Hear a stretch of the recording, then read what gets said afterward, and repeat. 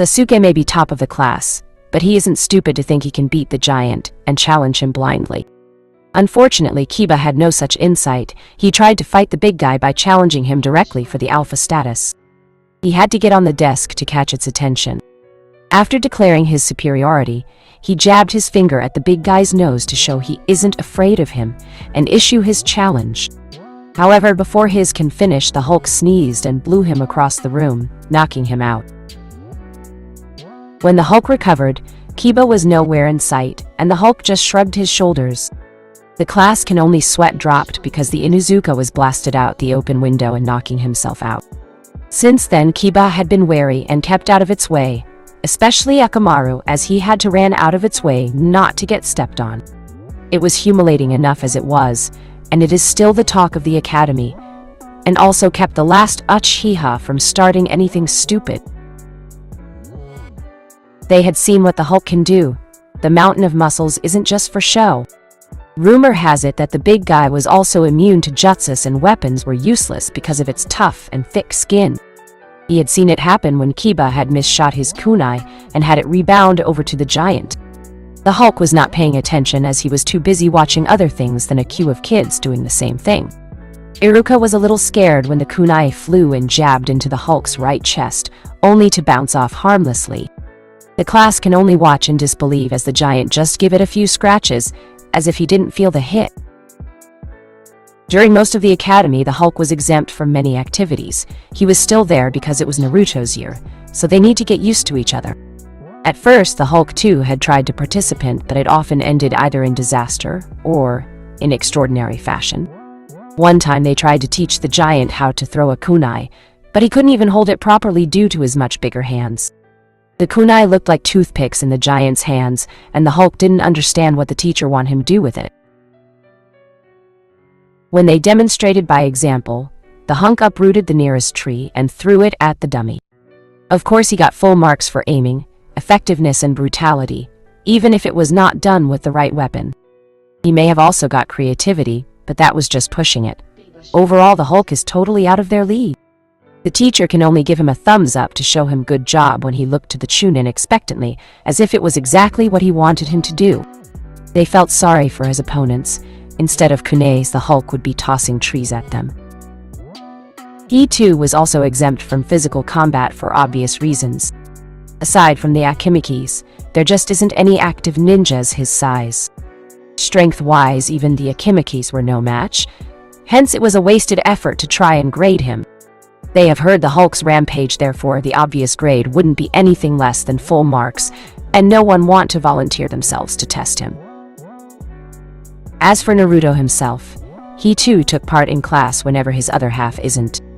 Unfortunately, due to his emotional instability, he was often turning into the Hulk. Even before the incident, he was the dead last, and now with the Hulk hogging most of his time, his academy position isn't going anywhere. Both his inability to excel nor his frustration helped the matter any. There were also some discussions between the staff to what to do with him. In the end, they decided to treat him as single individual, but with separate stats. Thus, whatever the Hulk achieve will also become part of Naruto's final grade. However, they will also be keeping both their results separately, just for the record. It had caused many headaches for Iruka because of the difficulties in grading him. Unknown to Naruto, the Hokage had already issued him a bypass regardless of his grades. With the Hulk's prowess, they did be a fool to fail him because of his academic results, and the entire council agreed as well. Since the Rampage incident, the civilian council seemed to have mellowed out and took Naruto seriously. Besides, based on the Ambu's report as well as observations, both Naruto or the Hulk already capable of taking down even Jonins. In fact, the Hokage had already put down all the ninjas the Hulk took down on his mission record. Aside from the Hulk, they also see Kyuubi as an asset. Even Naruto didn't yet know how to control it. It helps their village that they have their own Jinchuriki. However, on the day of his graduation, Naruto was told he had failed the academy because he didn't have enough points. Hence, the reason why he was depressed, and ended up sitting on the swings watching his happy classmates and other graduated children. He was even more depressed when he heard parents thought he would have passed. Since his Hulk incident, many in the village came to see Naruto in a different light and treated him much better. It may have been the Hulk's open book look that forced others to see the real him as well as his gentle side. While they wouldn't go near the Hulk, they cheer him from a distance when he helps others. Such as the incident with the fruit cart where he stopped it with one hand, it leads to everyone clapping their hands. Since Naruto is easier to approach, they just smiles at him when they pick up their children. Even the fruit cart owner throw him an apple whenever he passes by, even it was the Hulk that helped him. Their small gesture made Naruto felt accepted for the first time, hence the reason he felt he had failed their expectations when he hadn't passed. He was about to leave when Mizuki stopped him and offered him another test that the council would have forced to pass him and accept him as Jinin. As the substitute teacher had explained, if he can steal the scroll in the Hawkage Tower, the leading parties of the village would have no choice but to acknowledge his skills. Of course, Mizuki also explained the risks as such act can cause others to think he is a traitor. Therefore, he must be sure and never be discovered until the very end. The exam was not used anymore due to its chance of misunderstanding, as well as its danger rating, therefore. Why it was only as last desperate measure for exceptional students that seriously wanted to become. Part of the exam was also to see if he has the guts to do what it takes to be a ninja. If he's somehow successful, all would have been forgiven as long as he returns the scroll. To make it more convincing, the Chunin also mentioned that there may still be punishment for that stunt. So it would be up to him if he decided to risk it in order to become a true ninja of the village. Unlike Iruka, Mizuki was not informed of Naruto's automatic ticket to Genin even if he fails the academy. Hence, the reason why he is tricking the blonde using a trick from Chunin exams. It was the question to accept the mission or not. Determined to graduate as Genin, Naruto made his choice because he didn't want to disappoint both the Hawkage and others. Aside from the villagers, Naruto made many friends with other clans and promised they will look out for one another after he can both control the Hulk and became a respectable ninja. So that night, Naruto sneaked into the Hawkage's office and took the scroll he was told to get. It wasn't too difficult since he knew the place like the back of his hand. Before he was turned into the Hulk, he had spent a lot of time around the Hawkage, thus knew ways to get into the office that even Anbus didn't. However, he was surprised he bumped into his grandfather figure. Using his old jutsu, he made his sexy jutsu and sent the Hawkage to La La Land. He didn't know it would have worked. He made the jutsu as a joke and didn't get to use it until now. Anyway, he needed to get to the meeting point as he was instructed. It was like finish line to the exam. As Mizuki had explained it, the meeting place is like a checkpoint, and if he can get there before anyone else, it means he made the escape in case of discovery. It was probably the reason he broke into tower earlier than the time Mizuki had specified, because he knew no one was there anymore. The Hokage was a surprise, but he still made it way ahead schedule, while he waited for the Chunin. Naruto decided to learn a jutsu that happened to be the shadow clone. He groaned that it was another clone technique, but was determined to learn it. After all, his major failure was due to his bad bunshin, no jutsu. If he can get this one down, no one can say he is still a failure since he learned a more advanced version of it. Surprisingly, the jutsu took longer than he thought it would, but since no one came to him for hours, and he managed to get the jutsu down to working level. He was momentarily surprised when instead of Mizuki, Iruka-sensei showed up, hence his strange question if he was his examiner. As Chunin, Iruka quickly understood the scenario and protected Naruto from the ambush.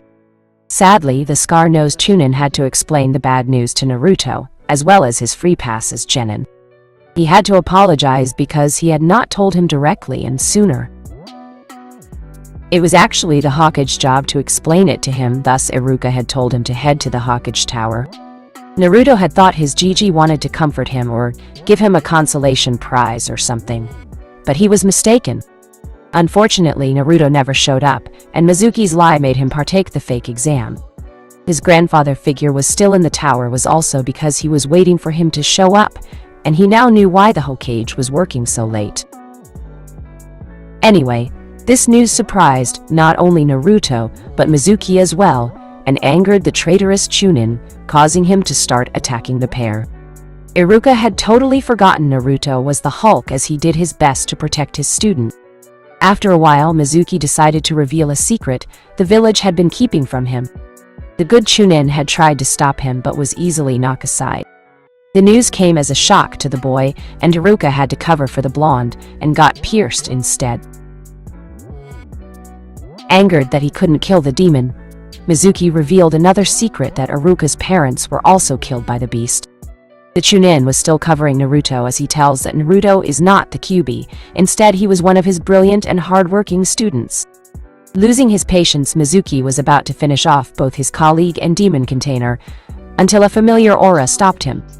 He knew this presence. In fact, both of them knew it well. After all, they had experienced it many times for the past years, since its entry to the academy. Only this time the pulse was 1,000 times worse, and it completely immobilized both Chunins. Looking over where the blonde was, he was on his knees as his body arched over, covering both his face and inner body. Like a heart pulse, he was releasing heavy presence as his body slowly pumped, like he was trying to hold the transformation.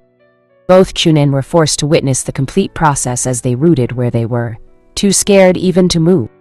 In fact, they couldn't move if they wanted to, as the Hulk's incredible aura filled the air so thick they thought they had to swim just to get anywhere. They were also warned by the Hawkage as well as by other Ambus, but the real feeling just don't do them justice. Under the moonlight, the Hulk looked bigger and more menacing than it used to be, as it overshadows them, and to their horror, the giant was still crouched over. By the time it was over, the Hulk was finally awake and glared angrily in Mizuki's direction. Looks like he knew who was the main source of his anger. Iruka didn't know whom the Hulk was glaring at, as he too was in its line of sight. Slowly the academy teacher moved away, hoping the big green giant was not targeting him nor to draw on its attention. He was just in time too, as the Hulk's anger and patience reached its limit and was upon white-haired Chunin.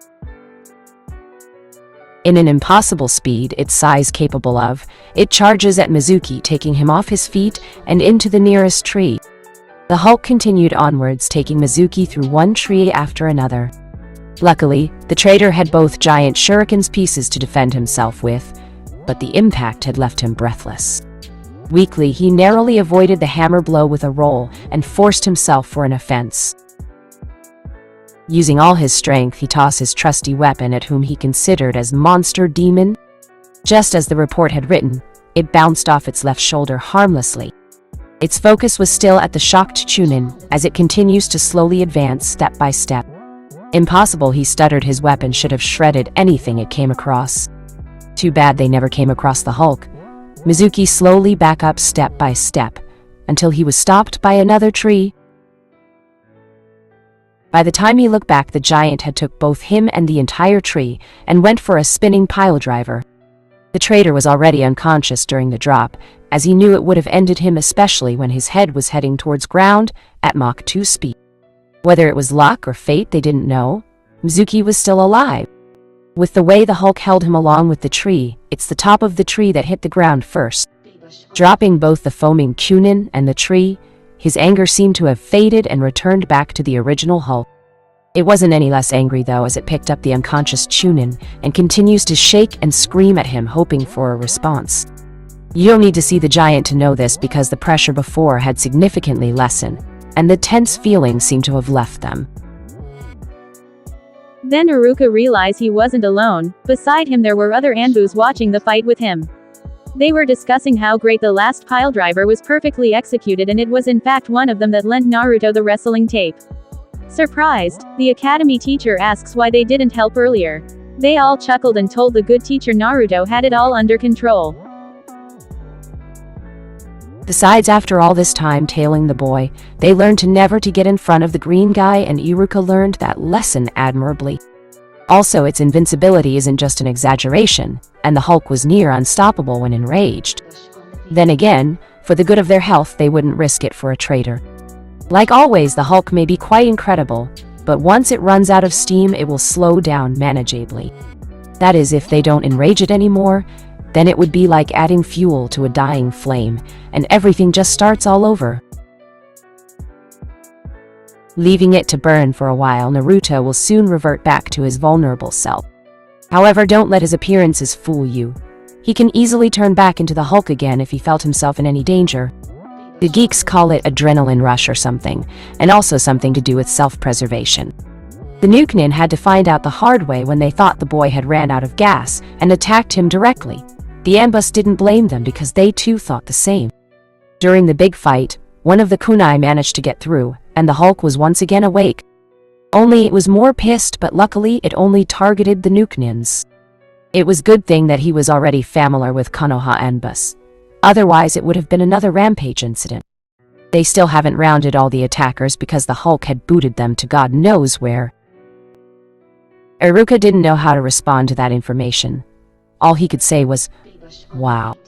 He had seen the big guy so often, it acted so harmless in the academy that Iruka didn't know what it was capable of.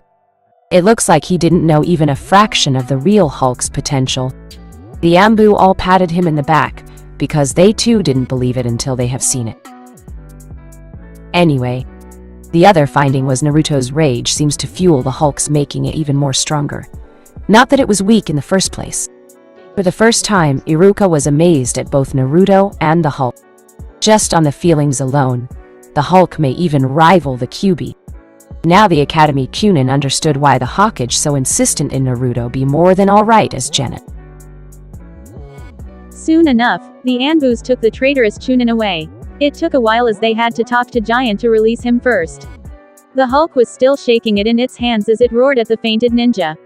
Having bored with the unresponsive bastard, the Hulk let go of the unconscious man. Then the Hulk slowly shrunk back to Naruto as it felt tired and exhausted. Leaving him in Iruka's hands, the Ambu team left to report to the Sandang. Looking back at the young Genin, Iruka, quote, Shikamaru's face. Naruto, you are so troublesome. Before they head back, Iruka took off his headband and put it on the blonde's head.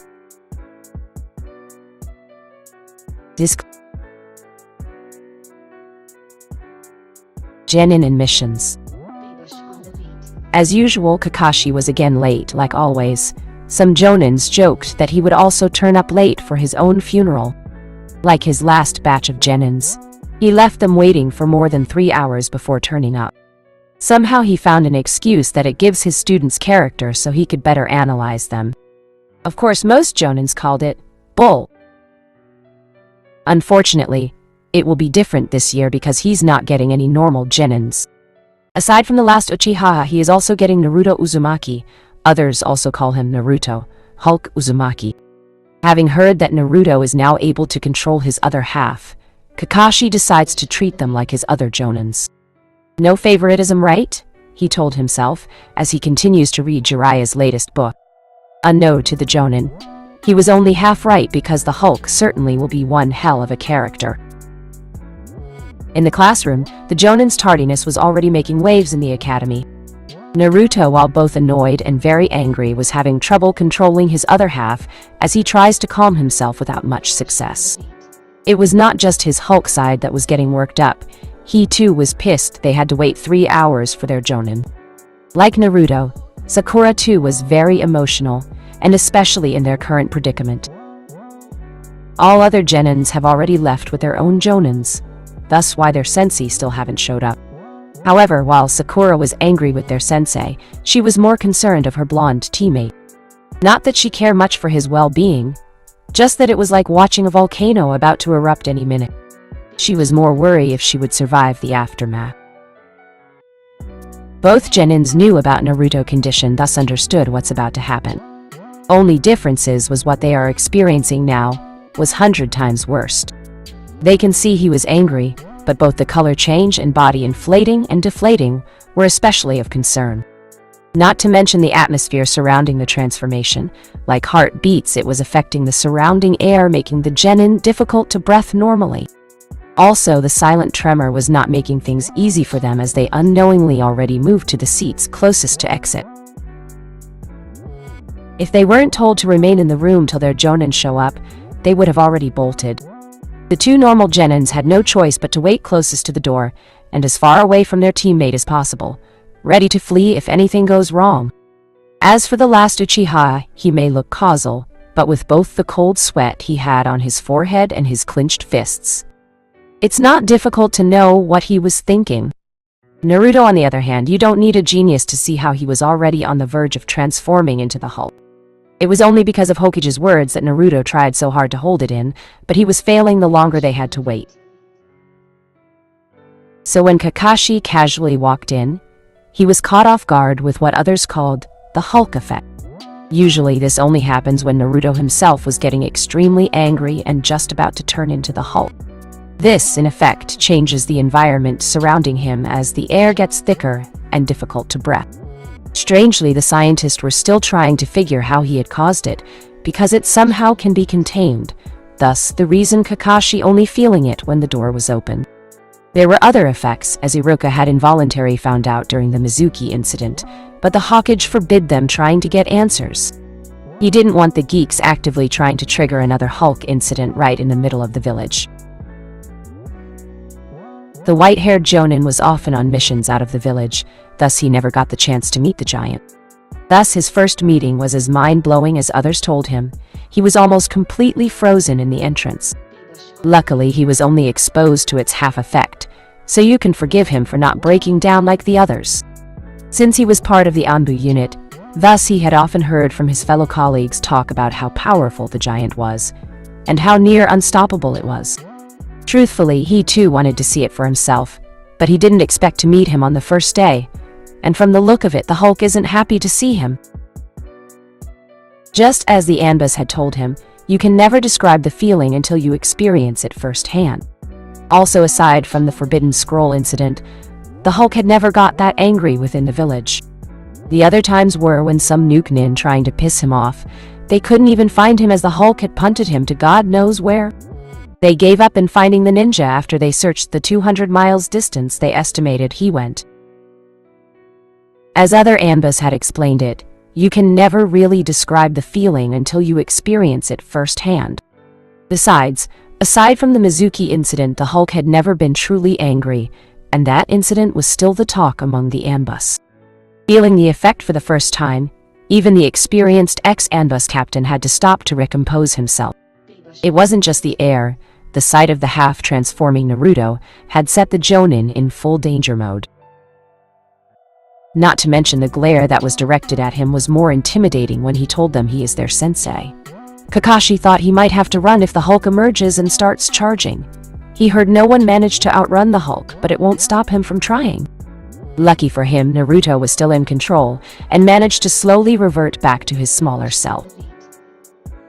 Wisely, Kakashi decides not to make his usual cracks or slick remarks. Calmly, he pretended nothing had happened and told them to meet him in the roof.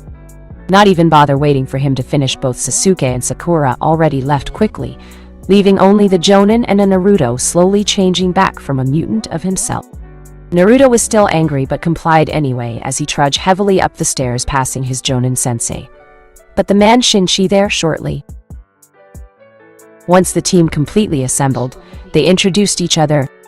Unfortunately, due to both his sensei's lazy attitude and insults when it comes to Naruto's turn, he snapped and out came the Hulk, and for the first time Kakashi was treated for its full transformation. The ex-Anbu captain never felt so intimidated in his life, especially when he was so close to it. At least the giant wasn't angry at him anymore. He hoped as he tries to look away from the glare and ignore the grinding sounds of its jaws. Now Kakashi is feeling how much a mistake to come to the roof. He couldn't even take a step back. Thankfully, Naruto was still partially in control, but unfortunately his mindset is now of the Hulk, so his introduction was just Hulk, as he thumbed himself while he snares at the Jonin. Almost lost of words, Kakashi slowly manages to pull himself back together, only to find his other Genins were no longer in sight.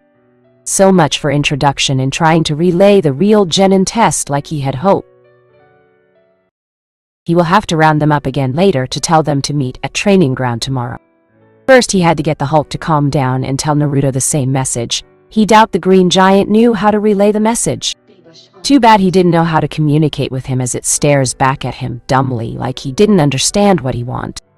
The other times, the Hulk only nods as if he understood, and Kakashi had a suspicion he didn't as he asked him if he liked reading Icha series, and the Hulk just nods the same way.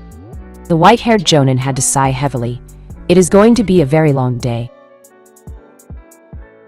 Who knows how long he have to wait until it turns back to Naruto. Making a couple of clones, he send them to find his other genins and relay the true exam tomorrow.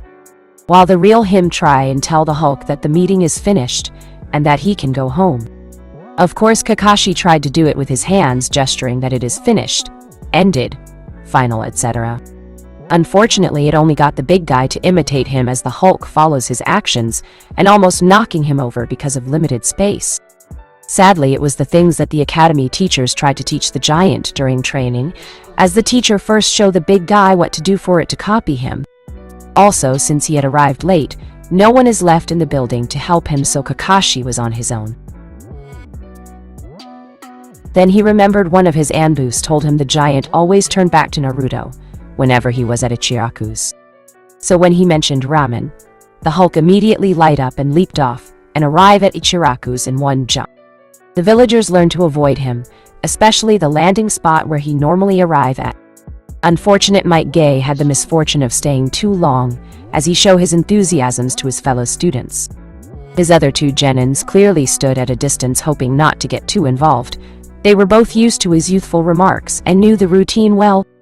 The two had to turn around, trying not to get caught in the unusual sunset that other customer had the horror about to experience. That was until the Hulk literally dropped out of nowhere and landed on him anonymously. Lee was surprised his favorite sensei suddenly disappear and a giant stood in his place. Though they were both green, the genin was sure this is not his teacher. Besides, it lacks the shine his sensei gives when he sticks his thumb up.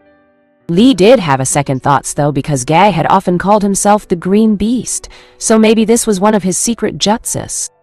However, he was broken of his thoughts when the green giant moved away. That's when he found his true role model as he lay broken in the ground. The Hulk was a little surprised when Lee hugged his arm, but seeing the kid confused, he ignored him and continued on to his destination. He ignored the later screams from Lee as he finally discovers his teacher and screamed Gai-sensei. One Anbu helpfully bent down to the Jonin's level and said it was unyunful to get in the way of the Hulk's meal. Gai agreed he was at fault, but sadly he couldn't do his usual youthful comments because he think he had broken something. Their little celebration have to wait, as his students have to carry him to the nearest hospital first. Back to Ichiraku's, it seems the other Anbus neglect to inform Kakashi. They have a Hulk special on the menu specially made for the giant. Since the giant's first appearance and visit, Tucci had introduced a new special not just for the big guy, but for everyone that wanted the premium version. The new edition was favored by not just the Hulk but also among the Akimichis. Others also like to challenge the big bowl version because Tucci made it extra strong just for the big guy. Thus, it attracted many curious noses and new customers. They can eat it in groups or in parties, as long as whoever pays for it. Therefore, when the white-haired Jonin said to give his student as much ramen as he can eat, Tucci had to stare at him a little longer. He had to double-check if the Jonin was serious. Sadly, Kakashi didn't quite get the message and told him to put it all on his bill as he too sat down and orders his own. Other regulars were already shaking their head. In their minds, they were saying, "Poor fool." To the surprise of Kakashi, the Hulk seems to understood the conversation and very happy for free ramen. Maybe it is a good turn to his luck, as it would seem a great idea to get on the giant's good side like his other colleagues had. Just to be sure, he asks the chef if this Naruto actually understand what he was saying. Laughing out loud, the chef replied that anything to do with ramen he understands.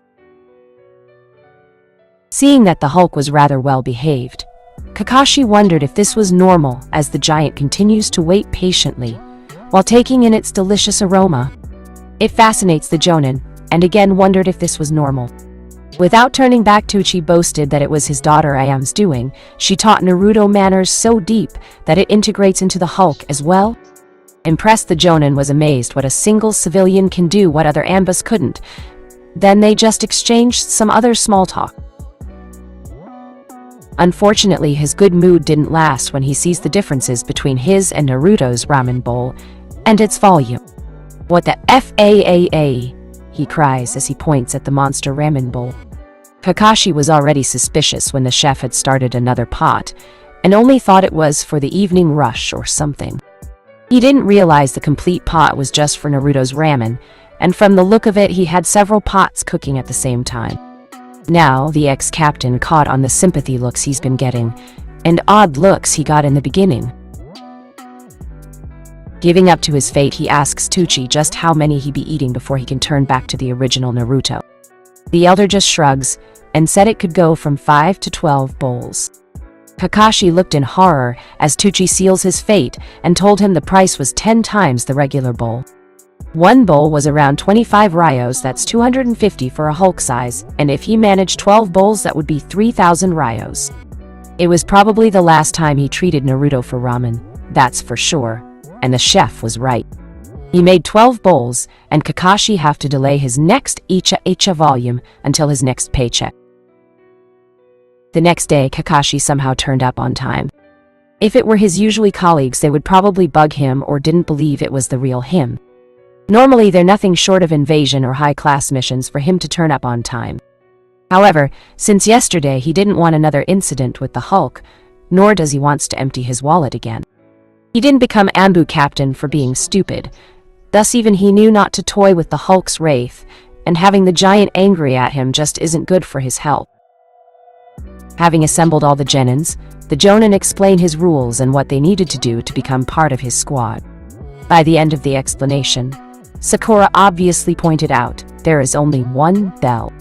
To their surprise, Naruto was once again exempt from the test, and one of them will definitely go back to the academy if they failed to get a bell. As for Naruto, due to his other condition, he didn't have to show what he can do. Besides, the Jonin didn't want a round with the Hulk. He had already heard enough from his colleagues and didn't want to see how unstoppable it was. Seeing it for real yesterday had him think twice if he really want to test it in actual combat. Of course the Genins felt it was unfair, especially when it was Naruto that got the pass since he was the dead last. However, Kakashi countered that the ninja world too is unfair, hence why they have wars. Even special cases such as the last Uchiha needs to be tested. Besides, Kakashi throws in a really good argument and asks if they really want the Hulk to join their exam. Seeing the two Genins shook their head, Naruto grew more depressed. Kakashi was not a leader for nothing, as he told the blonde he shouldn't be idle either, because he shall be evaluated differently. Today, his job was to watch and report about the fight, and how it could have improved.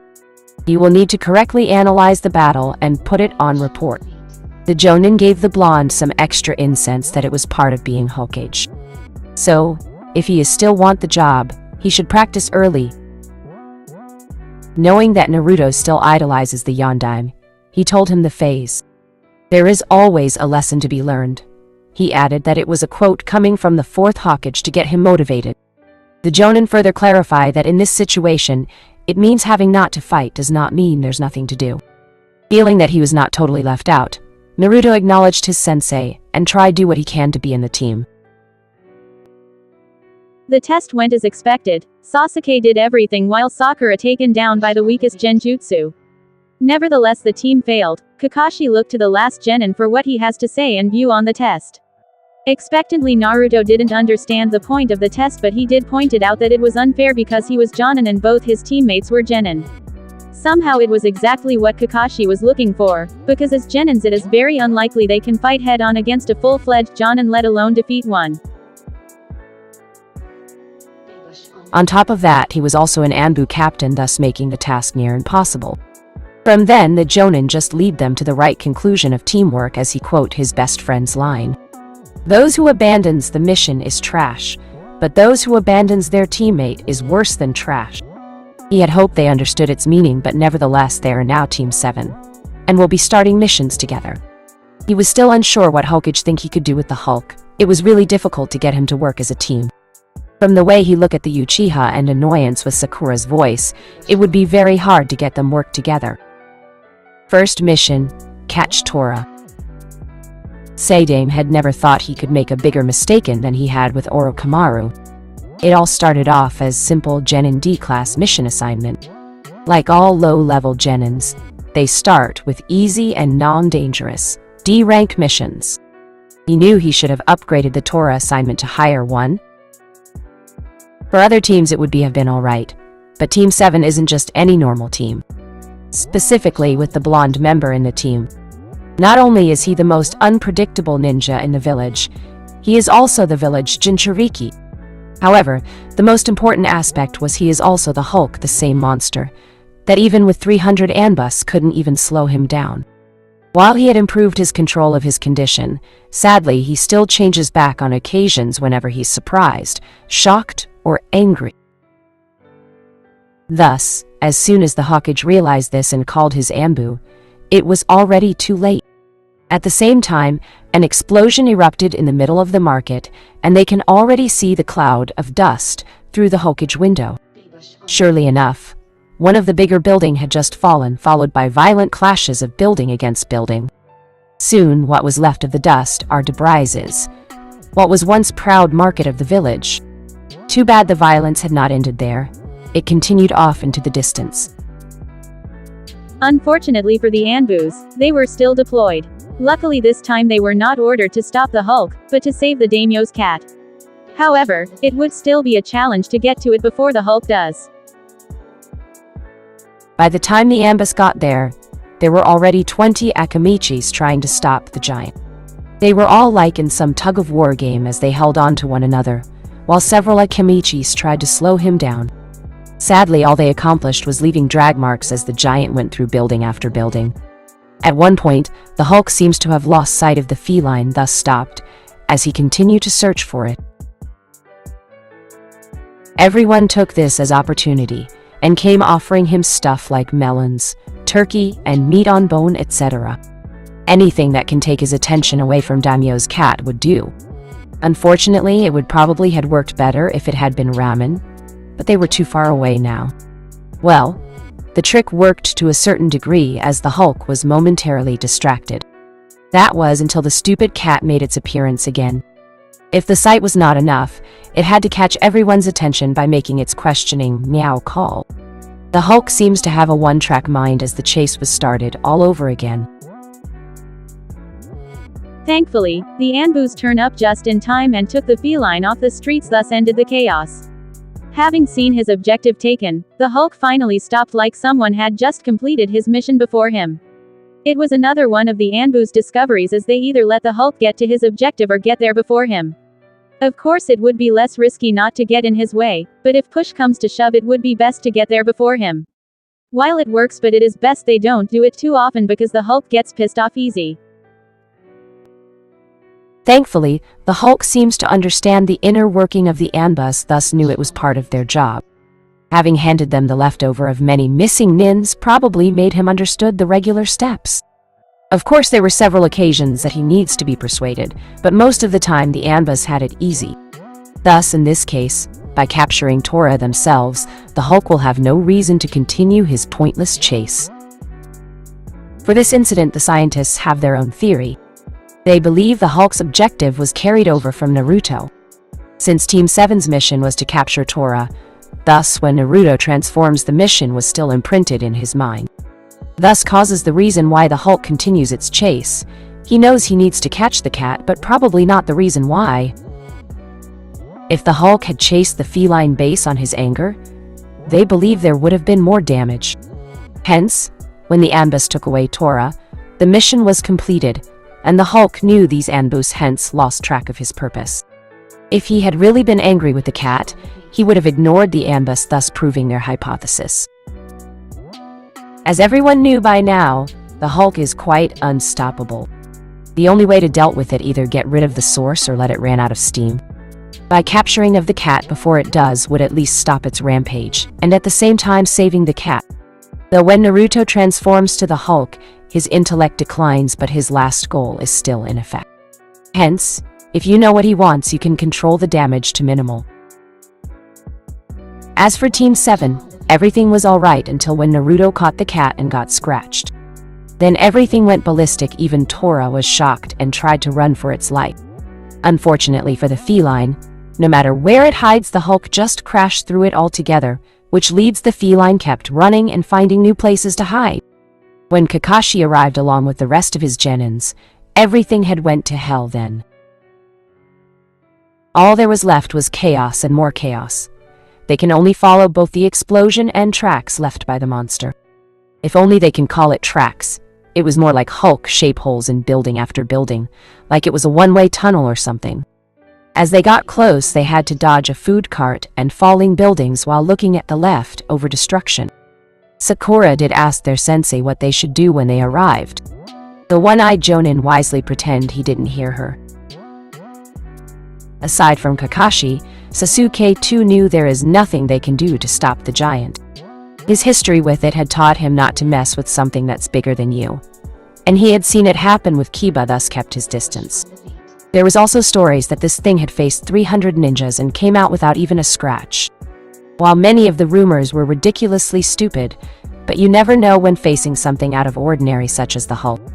Taking a page out of his Jonin, he pretended he is not interested in the Uchiha way, but followed obediently like a professional ninja. In the end, the Anbu managed to save the cat. They never thought Tora would be so happy to be caught and back to its owner. Its owner may be huge and nearly squeezed it to death, but anything is better than the massive giant that was trying to grab it. On everyone's mind, they were thinking that Tora would prefer the Lady Daimyo's killer hugs than in the hand of the Hulk. In the shadows, the Ambus did recall the time it had escaped through the mouse hole desperately. It doesn't help that some part of Tora's hair had turned white, but both the Hawkage nor Anbu voiced it. Lady. Shingima had mistaken her cat's reaction as some sort of affection and wanted to thank the team for it. Of course, she didn't see anything wrong with them, only they were a little quiet for Konoha Genins. Both Sasuke and Sakura were just unspeakable as they couldn't fully describe their feelings. With the market destroyed, plus or minus a few buildings, they wonder if punishment would come later. As for Naruto, he was just plainly embarrassed. He was especially red when the daimyo's wife asked about the market, but the Hokage just lightly passed it off as renovation and said his civilian council had requested for bigger market. The team wasn't sure what to think of the lie as the lady praised how nice of their leader for listening to the voices of his citizens. For that reason, she would ask her husband to give them extra funding to support the clause to the disbelief of the team and Hokage. Of course, the destruction of the market almost caused a riot in the village and set the civilian council on him. He had somehow managed to turn the table on them because they had bitched for a bigger market all this time, so they can't complain too much. As for the Hulk issue, it was due to bureaucratic incident. Thus, instead of building the market, it was the other way round. Unfortunately, Team 7 started the mission before anyone can recall the mistake, thus the result. It was also a good thing that nobody was injured, and in addition, the daimyo's extra funding made the story more believable. The Hokage breathed a sigh of relief as he wasn't sure if he was considered lucky that he dodged another bullet. It was thanks to his good excuse to get the civilians off his case. Good thing no one thought to ask why the Hulk was chasing the daimyo's cat when he was doing the market mission.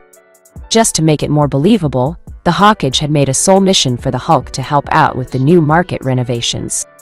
His other ninjas couldn't help but snicker at their leader, only to get an irritated shut up in response. Sometimes he wonders if he is getting on with his age. He keeps forgetting Naruto isn't any normal genin. While it takes some extra effort to deal with the Hulk, but they all couldn't help but think of him as family. Having forced to spend much his time with the giant, the Hokage came to see him as the original Naruto. Every smile, the things Naruto liked, and how he normally acts. The scientists were right, the two were simply one person. The ninjas too seemed to see the Hulk like a big child and treated him like one too. The other mission, they were to pull weed for one of the farmers. After instructing both Sasuke and Sakura, Kakashi had to take a giant step back when he came to his last genin. Instead of the short, whisker face boy now stood the Hulk, and was scratching his head in an apologetic manner. He did not know what set him off, but the Jonin can only feel another migraine coming, and told him to sit somewhere and calm himself down. This the Hulk seemed to understand, as everybody seems been telling him that lately. So while his teammates work, the Hulk was bored and openly yawned to show his feelings. Sakura couldn't help but complained why her teammate gets to sit around while they work. Kakashi fired back, she can show the Hulk how to weed the garden. Looking back at the giant's hands and how in the past Iruka tried an end in disaster. She shut her mouth and received her complaint while grumbling to herself about lucky blondes. However, there was nothing to complain about, as when the Hulk shrinks back to Naruto, he made lots of cage bunshin and finished the job himself. The others can't say how unfair it was, as Naruto actually covered more field than they did, and in under much lesser time. Somehow the farmer was pleased and said he would ask for Naruto again when it comes to harvesting, and Blonde happily returned with enthusiasm. Both his other teammate were too tired to argue or voice their thought. Having used their backs for hours made them ache all over, and Sakura wanted a shower. The same scene happened a few times, painting a house where the Hulk tries to pick up the tiny brush, only to look helplessly back at the Jonin. Kakashi had to send him off again because there were no brush his size nor equipment big enough for him. The white-haired Jonin believed the boy was just too excited for all their missions, thus triggering his constant transformation. With the village viewing him differently, he made extra effort and diligence for every thanks he received. To Kakashi, it has both good and bad, as it makes him more emotional, thus waking the Hulk. It was kind of sad for their village. They should have treated the kid normally in the first place. With the Hulk coming out so often, the Jonin had to pull his hair a few times as he wondered how the Academy Chunin did it. He can only sweat drop when he heard how it turned out when Iruka tried. Unbelievably, the said Jonin still manages to finish his job later, as he made several shadow clones and had some transforming into equipments. This way they have enough tools for each of his cage bunshins as they finished the job in no time. The owner of the establishment couldn't believe his eyes. He had watched the whole thing as he wanted to make sure this rookie team gets everything done exactly as he wanted it. At first, he considered the blonde hopeless as he turns into the giant. He was skeptical as he heard many good things about it, while it was impressive but useless if he couldn't do the job he was instructed. However, he found out later he may have misjudged him when he produced multiple replicas of himself. Seeing how he transformed half of himself into tools, and how quickly he finishes his part, he had to retract his previous statement. Despite his little cock-up with the Hulk, the client believed the kid have done more than cover that mishap. It was common for Genins to make mistakes, thus the reason they are doing D-rank missions. He can also see why the Hulk could be an invaluable asset. With his physique alone, he is suited for heavy frontline combat. As for his smaller half, the kid was not only resourceful, he is a bloody one-man army. The client can see what the Hawkeye had been thinking and totally agreed with the village leader. In the end, the boy had done more than his own teammates combined. Even though he started late, he somehow ended up doing more and finishing first. Sasuke wanted to say something but wisely kept his mouth shut. He already learned how Naruto knew the advanced version of shadow clones, and why only he can use it. The whole mission just seemed wrong, and he couldn't even begin why and nor explain it. His teammate was the dead last and constantly making trouble for them, but somehow his performance ended up topping everyone.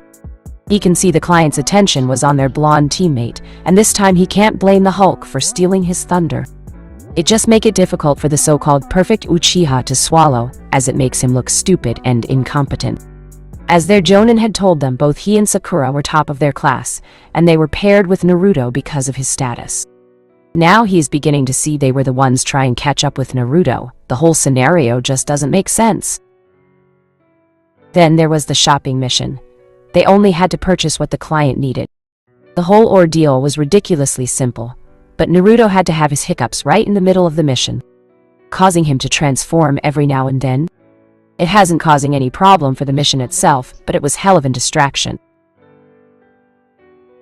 They tried to walk in front of him to get him out of their sight, but having a giant shadow appearing and disappearing behind you isn't making the any easier. Not to mention the heavy steps it was making as it walks, making them feel they could be stepped on each and every step. When Sakura had enough and wanted to tell the giant to tread lightly, one hiccup later, Naruto was in his place making the pink genin to stop in mid-sentence. Worst of all, the constant transformation was drawing a lot of unwanted crowd as the whole village came to see him change. They felt like they were in some sort of circus parade as everyone formed a line and watched them go by. Bad enough that they were doing lame D-rank missions. Now the whole village is watching, making it a new low of humiliation to the Uchiha. It seems now that walking up front wasn't such a good idea anymore. It made them look like leaders of the pack. Unfortunately, their teammate was unashamedly waving back, while the villagers cheer him on. His Uchiha teammate had enough and tried to fall back to talk to the blonde. However, that plan was scrapped immediately as he hears the hiccup and found the Hulk in his place. Sighing to his fate, there is not point talking to the brainless oaf, as the Hulk never could really grasp the meaning of real communication. He would be making even more a fool of himself if he had tried. Speeding up to his other female teammate, they walk a little faster to make it look like they were not part of the group. The Naras had to chase back all their deers since the Hulk scared them off with one of his transformations. They had to order more D-rank missions because some didn't come back and they needed a tracker team to find them. In addition, they were also baffled when one deer turned up completely white. When they checked their other deers, some too had white patches in their fur that weren't there before. They weren't sure if they should be happy for the new discovery. In the end, they had to get their neighbor Akimichi's to hold off the Hulk from chasing any more of their deers. Since then, the Yamanakas learned not to hire Team 7 for their D-rank missions, especially in their greenhouse. Surprisingly, Team 7 was pretty good at baby-sitting, but that statement can only apply to both Naruto and the Hulk. Both of them seemed to have great influence on little kids, as most were fascinated by the Hulk's enormous size and Naruto's antics. Everyone wanted to see what the two would, thus they were mostly well-behaved. Unlike his other teammates, they couldn't handle watching over them due to multiple disagreements somehow. The Uchiha had complained several times how several kids had bit him. Sakura was no different, as she was bullied by little brats as they pull on her bright-colored hair and ninja dress. To the team's surprise, Naruto did not have the same problem as he caught their attention with both his henge skills, as he put on an act. Along with his cage bunshin, he made the complete cast himself. Even the staff had fun enjoying the children to watch his little self-induced play. Again, the nursery gave him a bonus and said he was a great help. They would call for him again in future.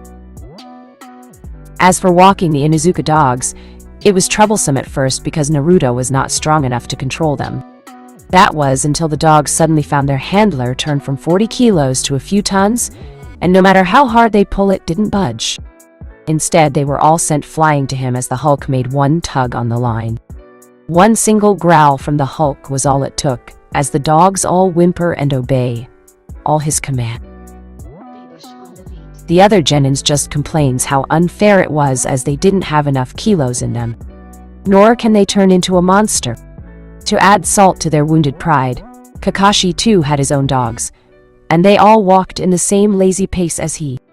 Unlike Naruto's, his dogs were brought forcefully to submission, while Kakashi's was just disciplined like they were trained from the start. To call the blonde's dogs docile was an understatement. They were weary because of the Hulk, you can tell as they continues to whimper, as the giant continues to drag them along. Disclaimer. Again, I do not own Naruto. The story I have written is only for my own entertainment. Author's rant. A little insight on my stories. Please note that my English isn't very good, therefore I know there will be mistakes.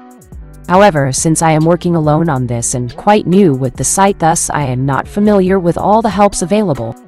If you know something that can help with my grammar or writing the stories, please let me know. I was informed many times to get a beta, so unless someone was interested, please also let me know. Otherwise, hope you enjoy the story. Mission to Wave. After completing yet another D-rank mission, Team 7 appear again in the Hokage's office to report their success. Seeing how the team felt about the low-rank missions, Kakashi considered giving his team a higher rank, thus brought it up with the Hokage. The Hokage knew Naruto would be fine in whatever mission they were in, but he pondered if the other two were up to the task. Like all typical Uchiha, Sasuke's response was predictable, as he would take on any challenge without a second thought. His fangirl Sakura was no different, as she would agree to her crush's every word without even thinking about it. The Hokage had to give the Jonin the deadpan look as if to ask, "Seriously?" Feeling embarrassed, Kakashi can only scratch his head as he explained himself. It would be a great learning experience for them. Sighing in defeat, the village leader had to agree with him. All genins had to grow up sooner or later. Maybe going outside the village would make them realize what they lack, and perhaps give them a wake-up call. Thus he agreed to give them the mission. With an ex-Anbu captain in charge and the Hulk for backup, the team were already overqualified for just a C-rank mission. The Hulk alone would scare away any fools just by appearance, alone, and anyone attacking Naruto would end up like the Nukenins in Konoha. He can still remember how all of them trying to get away from the green monster and literary begged to be locked up in a steel cage. Anyway, once everything was in order, the Hawkage called in their client Tazuna, whom requested for protection in both returning and building his bridge. He calls himself the Super Bridge Builder, which he seems to like introducing himself. Unfortunately, he added the unnecessary comment about how useless blonde midget in the middle looked, which in turn caused an angry Hulk to come out, glaring and breathing down at the old drunk.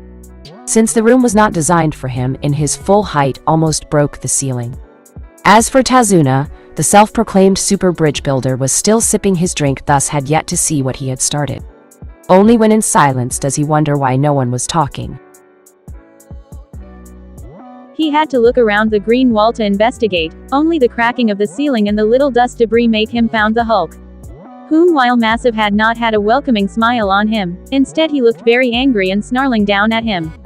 Tazuna had to look at his own drink, then back to the giant before resting on the others in the room. It could have been the drink he brought from the Konoha bar that made him hallucinate. The barkeep did say it would give him hell of a kick. He took a look at the giant's foot. He hoped he wouldn't be getting one from that. Looking back for some support, he was surprised to find his so-called protectors much further away than when he first thought they were. Surprisingly, even the Hokage and his desk seemed somehow moved away from him, like he was expecting carnage. No one spoke as they all focuses on what the giant would do next. Tazuna could have sworn he saw the Hokage gave a prayer and pretend to look the other way. To the relief of everyone present, the big guy had not made pizza out of their client. Instead, he just started flexing his muscles like one would see in muscle building competitions. No one wanted to stop him, as the bridge builder had to watch the show stupidly while the Hulk showing him his double biceps, side chest, side triceps, etc. Around 5 minutes later, he finished with the rear double bicep, as he shown off all the muscles on his back while having both arms raised like a victory pose or something. He then took his drink and crushed it before handing it back and said, "Hulk, no we," which Tazuna had to nod quickly, showing that he completely agreed with him. After blowing air through his nose, he stomped angrily away, leaving cracked floorboards and damaged ceilings, as the room was not big or sturdy enough to sustain someone his size. There was another round of angry noises as he tried to get himself through the door while getting struck at the same time. He should have just walked through it anyway, because his for not damaging tower went wasted as he eventually went through, taking the door frame and rest of the wall along. You can still hear the floors and stairs cracking as he made his way down the tower. Ninjas had to get out of his way, as the small corridor had only enough room for one Hulk. Since the teaching incident with Mizuki, no one wants to try the Hulk pancake experience. That incident aside, with the Hulk not knowing his own strength, he often removed whatever got in his way. Thus most of the street poles were relocated along with a few buildings. It was the reason why there were such boom in construction within Konoha. One time he bumped into a street pole and knocking it down, he tries to set it back up again only to jab a little too hard. The entire pole disappeared into the earth. Unknown to the rest of the village, the Hulk's action sent the pole through one of the route's hidden entrance tunnels. One unfortunate team was just returning when the entire pole suddenly appeared missing inches from his right foot. It was true that they were trained to lose their emotions, but that close call was enough to send the root ninja to his ass and losing his bladder functions. The others of his team ignored him as they alert the base they were being attacked. Even Danzo had to be called back to sort out the mess, as he received a seal warning him for the potential security breach. It will take days or even weeks to recall everyone back, as most of the root ninjas will be in hiding, believing their base were compromised. Another incident also occurred where an arrogant envoy rode his horse through Konoha and almost knocking over the Hulk. Apparently he was one of the arranged marriage candidate for the Hyuga princess Hinata, which the elders planned marry off behind Hiyashi's back. Once the decision was made, then it would be too late without getting into any political backlash that could damage the clan head's reputation. Either way would have worked fine for the elders because they get to choose a new heir or a new clan head would be in place. The plan probably worked until the struck-up prince had the misfortune of bumping into the Hulk, and started a line of damage.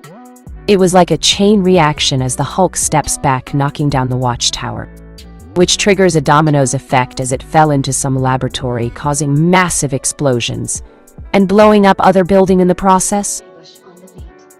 Seeing the disaster, the suitor tried to get away, but was immediately caught by the Hulk. The giant was about to throw them out of the village until the Anba stopped him. Thus how the suitor ended up in Hokage's office instead of the Hyuga's office.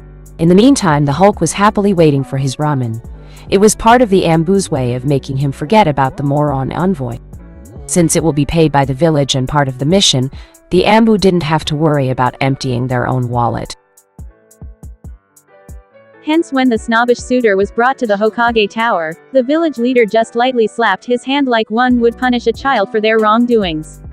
The spoiled prince thought it may be his father's influence that he let off easy until he saw the hefty bill on his hand.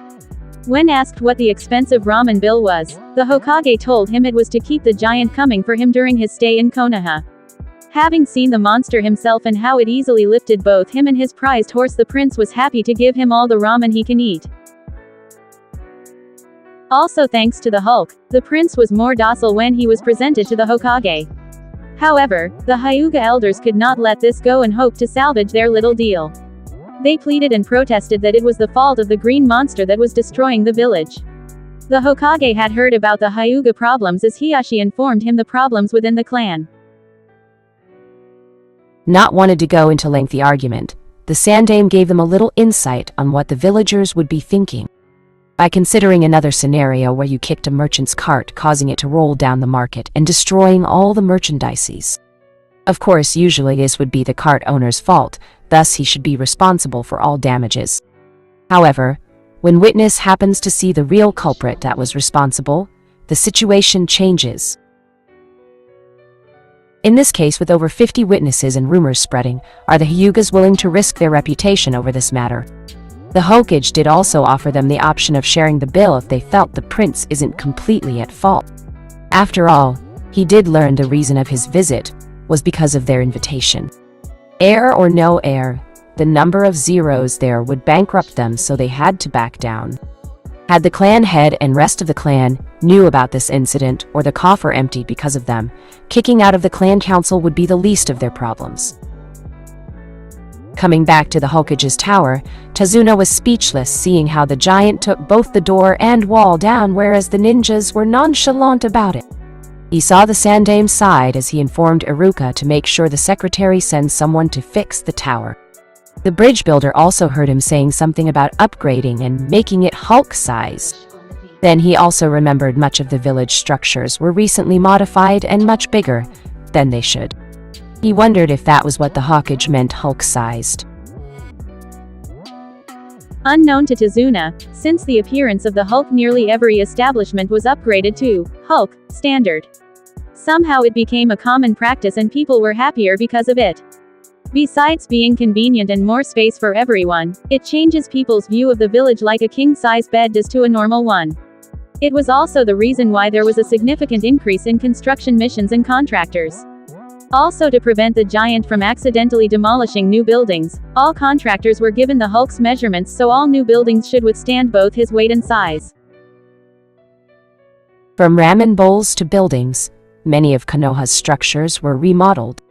They were either had to be remodeled or forced to after the Hulk been through them. This was the first time Naruto transformed in the Hokage Tower, so it was about time for a remodel anyway. Like the rest of Konoha, everyone likes a bit more space for themselves.